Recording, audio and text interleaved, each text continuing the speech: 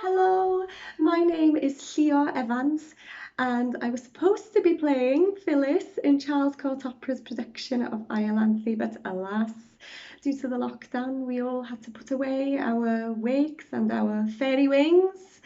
But fingers crossed, we will be reunited again sometime in the future. I thought I would do something nice for my Charles Court Opera family. So I am going to be making these, and I thought I'd show you how I do them. So let's go. Right, let's start with our template, shall we? I'll leave a link in the description box so that you can download this template off yourselves. So the first thing we need to do is to cut along the dotted lines here. Now I'm going to be using acrylic paint, but you can use whatever you've got at home. But this is what I've got, so.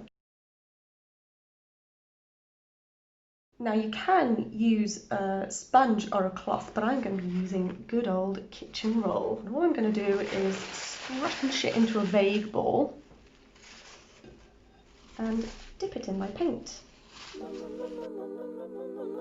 To match the lovely Charles Court Opera posters, I'm going to be using this lovely green.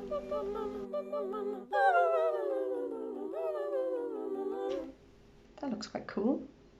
So next, we're going to do our little squiggly line, our little trail of fairy dust, and for that I'm using my very aptly named Singer sewing machine, and it also happens to be my great-grandmother's.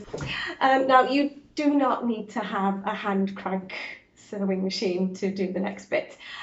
You can use a normal sewing machine with a lot of patience though, because that goes quite fast. But if you've got a darning foot, that's brilliant. Then you've got that freedom of movement and you can do as wild squiggles as you would like. I'm going to be using gold thread because, let's face it, it is the most magical of threads. And I'm just going to start off by popping the foot of my sewing machine down next to the foot of my little fairy. And that is the beginning of our trail of fairy dust. And just go for it. There you go. I just love this old sewing machine. It's so therapeutic, just turning the wheel. Oh, I feel like Gretchen. As you come towards the end of your trail of fairy dust, with your needle still inside the paper there, grab yourself a little starry sequin there.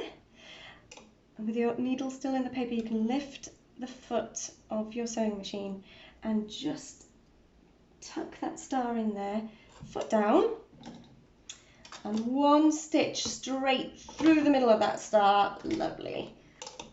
Lift your foot up, pull it out. You've got something that looks like that. Now we want to get rid of these little stray bits, so turn your work over. And with these little threads here, if you pull at that one, then you can see the one on the other side just pokes through there, and you can grab that and pull it through. Now you can tie these, but to be honest, I just tape them. As long as they're secure, they're fine. And there we go. But you don't have to sew if you don't want to. You could use a snazzy coloured pen or some glitter glue, or you could even get a bit of string and dip it in some PVA glue and make all sorts of wonderful shapes. To mount our fairy masterpieces, you will need a piece of A4 black card, and we're going to cut it straight down the middle, like so. And that'll make it the perfect size for our fairies. Right then, I've got my fairy here. And to stick it on, I've got some double-sided sticky tape, but you can use glue. And there you have it. You can stick it in a frame, on the mantle, or you can pop it on the fridge.